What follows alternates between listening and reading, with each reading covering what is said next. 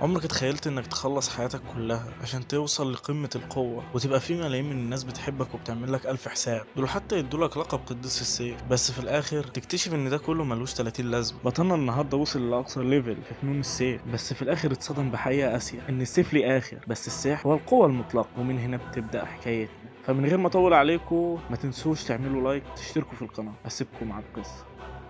تبدأ قصتنا بحد بيقول لنا: الوحوش كائنات غريبة دخلت علينا عشان تدمر كل حاجة، بس زي الحيوانات المفترسة. الوحوش ديت غير اللي هي كلب بني آدمين، لا كمان دمرت حضارات. الإنسان حاول بكذا طريقة اللي هو يقف قدامه، ففي الآخر عرفنا اللي فيه طريقتين عشان نقدر نقف قدام الكائنات ديت. فعندك مثلا السحر اللي بيعمل معجزات، أو تبقى سياف وتكون الهالة هي قوتك، بس في الأول وفي الآخر قوتك بتبقى أعلى من البني آدم العادي. أما الحاجة المشتركة ما بين كل الحاجات ديت إنك ما ينفعش تستخدم الاتنين مع بعض. الاختيار اللي انت اخترته هيتني معاك طول حياتك. فانت لما بتختار حاجه ما بيبقاش قدامك غير اختيارين: لا تحس بالعجز، لا تحس بالقوه. فبنشوف بطلنا اوسكار وهو ماشي والناس بتشاور عليه وبتقول: بص بص، مش ده البطل اوسكار؟ سيد اوسكار، سيد اوسكار، شكرا ليك بجد. انا ما تخيلتش عمري اللي انت تيجي في مكان زي ده. شكرا ليك بجد اللي انت انقذتنا. ونشوف بطلنا وهو شكله مكتئب وبيسيبهم وبيمشي. وبيحكي لنا بطلنا وبيقول لنا: انا اخترت السيف، ما اخترتش السحر. لا ده انا كمان وصلت لاعلى مرتبه في السيف. وبنشوف بطلنا وهو بيبص على اب وبنته، والبنت فرحانه من السحر اللي ابوها بيوريه لها، وشكل بطلنا كده مغرم بالسحر. وبيكمل وبيقول لنا: انا عارف ان انا بقيت شخصيه الكل بيبص لها، لا وكمان الكل نفسه يبقى زيي. ومع كده كنت عيل صغير بيحب السحر، ومش هخبي عليكم حاجه، انا لسه لغايه دلوقتي بحب السحر. وبنشوف بطلنا وهو بيتمرن وفي اتنين بيبصوا عليه، وفي واحد منهم بيقول: هو كده على طول؟ اقصد يعني هو سيد اوسكار على طول كده بيتمرن؟ فبيرد عليها التاني وبيقول لها: انا عمري ما فوتت يوم. انت تعرفي ان المكان ده اساسا كان مستوي في الاول لما كان لسه معلمي سيد سيف، خلاه يتدرب يوم ورا يوم لغايه ما الارض بقت زي ما انت شايفه كده، حفره كبيره، حاجه جامده مش كده صح؟ بس المهم يعني ايه البتاع اللي في ايدك ده؟ فبترد عليه وبتقول له: ده صح صح، معلمي الرساله دي جات لك من العاصمه الامبراطوريه. فبياخدها بطلنا وبيقراها وبيبقى شكله مش مبسوط فيها. فبتقول له: هو فيها ايه؟ هو فيها خبر وحش ولا ايه؟ فبيقول لها: ممكن تقولي كده. عاوزيني يا ستي اروح عندهم عشان اخد ميداليه عشان التنين اللي انا خلصت عليه ده. هي المفروض هديه حلوه. عاوزهم بس يفكروا قد ايه انا بتعب لما بيستدعوني كده. فبتقول له تلمسته: انت الوحيد اللي ممكن تقول حاجه زي كده يا معلمي. خلي بالك اي حد مكانك بالانجازات اللي انت عملتها ديت كان زمان واخد مركز كبير في العاصمه. فبيقول لها: انا مش فاضي عشان ابص للمشاكل السياسيه، وكمان في المكان اللي هناك دوت مش هعرف اتدرب. وبتبص تلمسته على ايد بطلنا، وبنشوف قد ايه هي مشققه والجلد متقطع من كتر التدريب. فبتقول له تلمسته: يا معلمي قد ايه انت بتحب السيف مش كده؟ فبطلنا بيتنيه ساكت شويه، بعدين بيقول لها: صراحة أنا معرفش، ممكن في الحقيقة ما كنش بحبه، أنا اخترته بس عشان أبويا، هو برضه كان في الأصل سيد سيف، هو اللي خلاني أختاره. وبيقول في نفسه: أنا فعلا ما اخترتش السيف عشان يكون طريقي بإرادتي. فبتقول له تلمسته: أنا شايفة إن أنت كان عندك موهبة في السيف، بس أنا دخلت أكاديمية السيف بدماغي، وفي الحقيقة أنا خايفة لما يكونش عندي موهبة في الآخر في السيف. أحيانا بفكر لو كان من الأحسن اللي أنا أبقى ساحرة. هو إيه يا جدعان كمية البؤس دي؟ ده إحنا كل ده لسه في أول فصل، وكمية البؤس دي أمال قدام هنعمل إيه؟ المهم نكمل. فبنلاقيها بتكمل وبتقول: السحرة والسيافين بياخدوا قوتهم من المانا أو الكي وبيخلوها تعدي في مسارات في الجسم، والقوتين دول في الأصل ما بيحبوش بعض كده، عاملين زي المية والزيت. فانت لو حاولت تحط الاتنين في جسم واحد فجسمك دوت هيتضم، زي لما الواحد كده بياخد حقنة هوا. وعلشان كده الواحد لازم يحط كل طاقته في مسار واحد، ولو ما ينفعش كل حياته هتتضم. فبيقول لها اوسكار: اهدي يا بنتي، البؤس دوت من اختصاص انا. بص يا بنتي، انا هقول لك على حاجه: كل ما تحسي ان انت تعبانه او قلقانه تمسكي السيف وتقعدي تلوحي بيه، وبالطريقه ديت هتقدري توصلي للمكان اللي انا بقيت فيه ده. مش انا قلت لكم ان البطل ده كئيب؟ يعني تخيل كده، من كتر الكآبة اللي هو فيها كان كل ما يزعل يتمرن لغاية ما وصل بقى قديس السيف. فبتفرح البت بالكلام اللي المعلم قاله لها، وتشوف بطلنا هو نايم على السرير وبيفتكر الكلام اللي هو قاله للتلميذة، وبيقول: هو الكلام اللي انا قلته لها ده صح؟ طب ما انا مش احسن منها برضه؟ وبيفتكر كلامها وهي بتقول له: انت عندك موهبة يا معلمي في السيف، طالما كده كان هيبقى شكل موهبتي ايه لو كنت اخترت السحر. وفجأة بيحس بإحساس غريب كده، وبنشوف صحراء بيفجروه هو وبيته بالنار. بنسمع حد منهم بيقول: محدش يتهاون، خصمنا هو قديس السيف. وبنشوف بطلنا وهو بينط من البيت، وبيقول السحر برضه قوته كبيرة، وبيبص على واحد فيهم وبيقول في نفسه: هو ده زعيمهم؟ وجهز الساحرة السحر وبيضربوه على بطلنا، وبينطلق بطلنا عليهم عشان ياخد راس واحد فيهم. ولما كان لسه هيخلص عليه بيلاقيهم ماسكين تلميذته وبيهددوه بيها. فبيسألهم وبيقول لهم: انتوا عايزين ايه؟ فبيقولوا له: حاجة عادية خالص، عاوزين روحك بس. فبيقول بطلنا: انا ما افتكرش ان انا عملت حاجة تخليك تشيل مني كده. فبيرد عليه الساحر وبيقول له: مش فاكر ها؟ لا يا اخويا، عملت، وعملت اكتر من كده كمان، انك يكون عندك موهبة الرغبة في السيف وبالسحر ده ذنب كبير مستحيل اغفره، روحك ذات نفسها طار بالنسبة له. فبيقول له بطلنا انا مش فاهم انت بتتكلم عن ايه. فبيقول له الساحر طالما موتك كده كده قريب فما فيش داعي ان انا اشرح لك اكتر من كده. وفجأة بنشوف تلميذته بتصرخ وبتقول له يا معلمي ما تخافش عليا، انا كده كده سيف، ومن ساعة ما انا اخترت ان انا ابقى كده فانا وهبت نفسي للموت. فبيقول بطلنا فهمت انا كده، انت كلامك فعلا صح، انا اسف ليكم اللي هدفكم مش هيتم، انا مش هسمح ليكم انكم تستغلوا تلميذتي. فبيضرب الساحر رماح جليدية على بطلنا وبنشوف كمية تراب كبيرة، وبنشوف برضه اللي وش الساحر ده اتعور، وكمان الساحر اللي كان واخد تلميذته رهينة مات. فبنشوف الساحر وهو بيقول قد ايه حياتك كانت رخيصة، وبنشوف اوسكار وجسمه متخرم كله من الرماح الجليدية، وبنشوف الساحر وهو بيكمل وبيقول السيافين هم السيافين، ناس بيصعب فهمهم، وعلى العموم احنا خدنا اللي احنا كنا عايزينه، ودعني يا قديس السيف. وبنشوف تلميذته وهي بتجري عليه وبتقول له ليه يا معلمي عملت كده؟ وبيقول له الابتسامة على وشه انا برضو سيف في الاول وفي الاخر، وانا عاهدت نفسي على الموت. وبيفرق الحياة وسط دموع من تلميذته وبتقول له انا اسفة يا معلمي. تقول له انا كنت اقوى بس. ونشوف بطلنا في اخر انفاسه بيقول لو انا كنت ساحر كان ممكن يكون الوضع مختلف شوية، دي حقيقة طول عمري كان نفسي ابقى ساحر، بس كنت دايما بكدب على نفسي وامسك السيف واتمرن بيه، كل ده بس عشان انسى كل التكريمات وكل الالقاب اللي انا جمعتها طول حياتي. ما انكرش اللي انا في لحظة كنت بحس بالفخر. وبعد الدراما دي كلها بطلنا بيلاقي نفسه لسه عايش وبيقول له ايه ده؟ مش المفروض انا ميت؟ وايه المكان ده؟ مش دي المفروض قريتي القديمة؟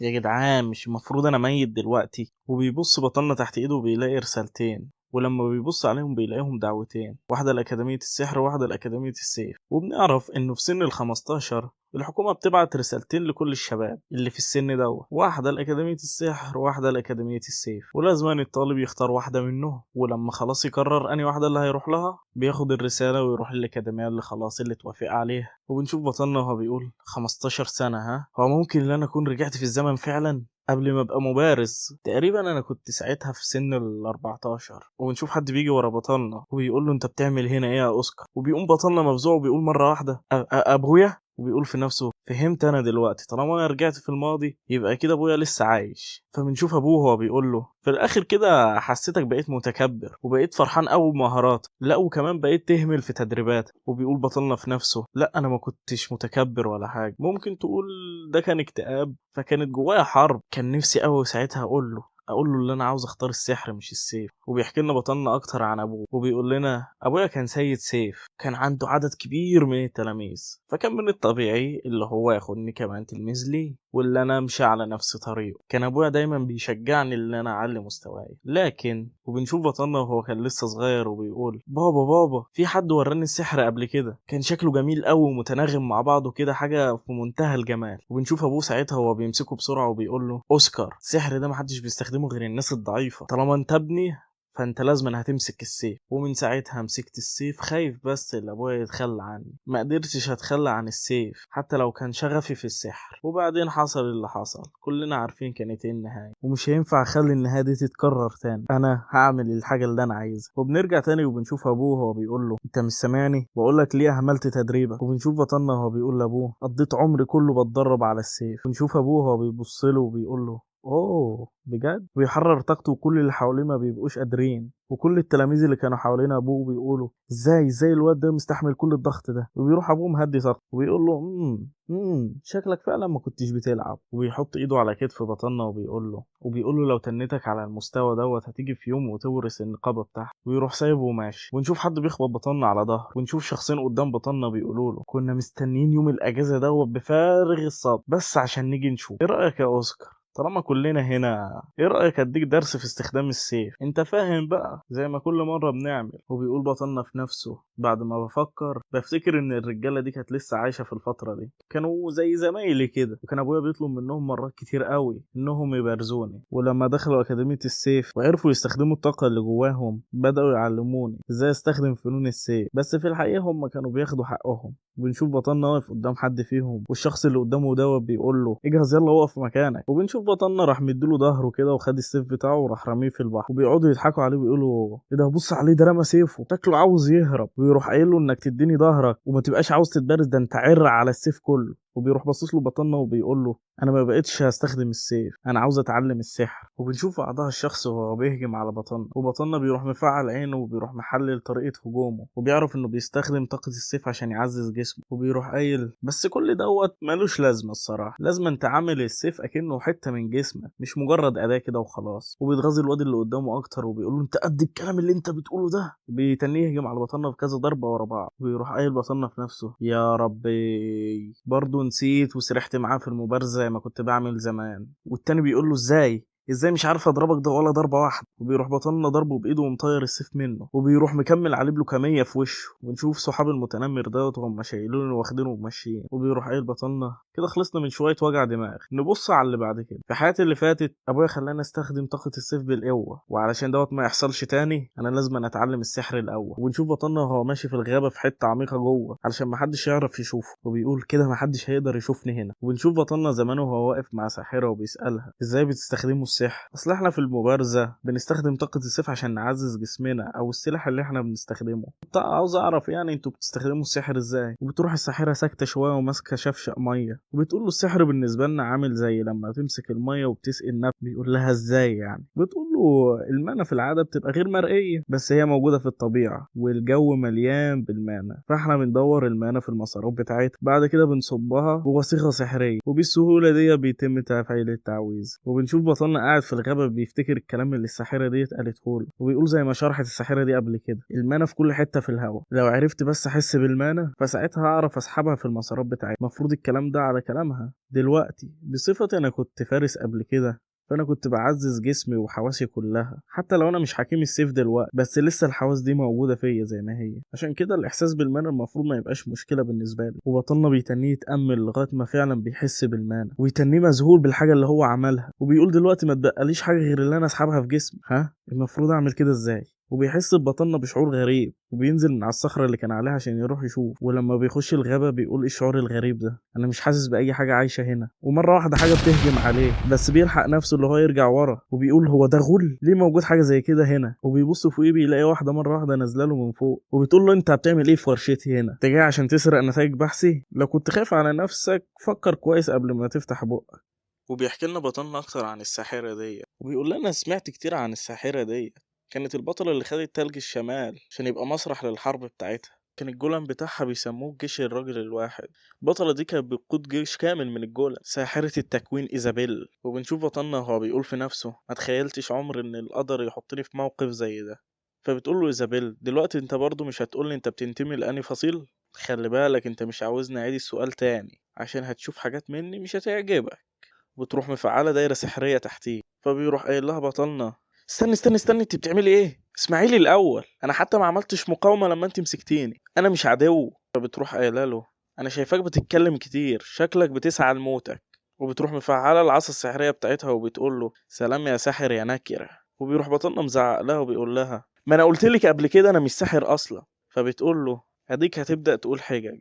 ولما بتفحص جسمه فعلا بتلاقيه لسه ما بقاش ساحر. وبنشوفها بعد كده وهي مع أعداء قدامها وبتقدم له الشاي وبتقول له أيوة أنا فهمت وضعك دلوقتي، بس خلي في بالك أنا ما بعتذرش فما تستناش مني اعتذار، فأنا ما عملتش حاجة غلط، خليك مكاني مثلا، لسه ما عداش وقت طويل على شغلي في الأكاديمية وبقيت مستهدفة من كل اللي حواليا. وبيفرح بطلنا وبيقول لها يا أستاذة إيزابيل أنت فعلا دكتورة في جامعة السحر. وبيقول بطلنا في نفسه ديت فرصتي عشان أخش الأكاديمية وأخليها تقبلني تلميذ ليها، فساعتها ممكن أستخدم المانا. يا آنسة إيزابيل أرجوك علميني إزاي أستخدم المانا. فبتقول له لأ ما عنديش وقت للفشل زيك، لو أنت دلوقتي فهمت اللي أنا قلته فخلص عصيرك وامشي. فبيقول بطلنا في نفسه لا مش بعد كل اللي أنا عملته ده، لازم أنا أقنعها. فبيروح مفعل عينه وباصص على الجولم اللي كان بيخدمهم، وبيعرف إن في حاجة مكسورة في جسمه. بيروح قايم وقايل لها أنا آسف على الإزعاج بس شكل الجولم دوت في حاجة غريبة فيه. فبتقول له يا دي النيل أديك هتقول كلام غريب دلوقتي عشان بس تاخد انتباهي. وفجأة الجولم دوت بيحدف العصير في وشها. فبيروح بطلنا مديها المناديل وبيروح قايل لها شكل في حاجة مكسورة في كتفه اليمين. ولما بتفحصه بتقول ازاي عرف ده. فبتروح ماسكاه وبتقول له انت ازاي عرفت. فبيقول لها ازاي يعني شفتها عادي، خدت بالي بس ان تدفق المنى شكله غريب هناك. فبتقول له استنى انت بتهزر، انت بجد ممكن تشوف المنى؟ فبيقول لها ايوه. فبتقول له عشان كده عرفت تخترق الحاجز بتاعي، عشان الحواجز دي بتنشر شوية من المنى في الهواء عشان تشتغل. فبيروح قايل بطلنا في نفسه ممكن يكون كل دوت بسبب ان انا كنت في الحياة اللي فاتت كنت سياف، او ممكن تكون دي بسبب الموهبة اللي الساحر ده كان بيتكلم عليها. فبتقول له اوسكار مش كده؟ تمام، هعلمك ازاي تسخر المال. فبيقول لها استني بجد، بس من شويه انت قلتي اللي انا مش مهتميه بحد ضعيف. بتقول له بس انت دلوقتي اثرت اهتمامي. فبيروحوا مسلمين على بعض، وبنشوف ايزابيل بعد كده وهي بتشرح له عن السحر، وبتقول له انت شكلك فاهم حاجه غلط، انت طالما انت عايش فجسمك بيمتص المنع على طول بصوره طبيعيه. بيقول لها طب انا المفروض اعمل ايه عشان اخليها تمشي في المسارات بتاعتها. فبتقول له انت مش ممكن تصب الشاي من غير كوبايه، زي كده المنى بالظبط ما ينفعش تمشيها في مساراتها من غير صيغه سحريه. وبتطلع له حاجه من معاها كده وبيقول لها ايه ده. فبتقول له ديت لفيفه سحريه عليها نفس التعويذه اللي الطلاب في السنه الاولى بيستلموها. فبيفرح بطلنا قوي زي العيال وبيقول لها سحر؟ اي نوع من السحر؟ فبتقول له دي مفاجاه انا مش هقول لك عليها دلوقتي، اهم حاجه دلوقتي انا عاوزاك تستشعر القوه اللي بتدور جواك. ها انت ممكن تعملها؟ فبيقول لها اكيد هعملها، لازم أنا اجرب. فبتقول في نفسها بتتكلم وكأن الموضوع سهل. في العادة حاجة زي كده المفروض بتقعد شهور، بس لو انت كنت موهوب حقيقي بس ممكن تعملها في نص شهر ولا حاجة. فبطلنا بيمد ايده على اللفيف وبيقول في نفسه يعني المفروض استشعر القوة اللي جواها بس. ها ماشي، الموضوع مثلا ممكن يبقى شبه تعلم طاقة السيف برضه. كل اللي انا المفروض اعمله دلوقتي اوجه وعي جواه. وبيغمض عينه وبيبدأ يتأمل، وبنشوف كل حاجة بدأت تتحول للأبيض وأسود والمربعات، وبيقدر بطلنا يفعل الدايرة فعلا وبيقول ده عندها حق، ده المانة موجودة فعلا. وهنا نكون خلصنا الجزء الأول من المنهوة، وكنت عاوز أحط سؤال على الفصول زي ما القنوات الكبيرة بتعمل، والسؤال هو الساحرة إيزابيل اللي كانت متخصصة في سحر إيه؟ وبس كده، ما تنساش تقول لنا رأيك في الكومنتس، دعمنا بلايك واشتراك. سلام.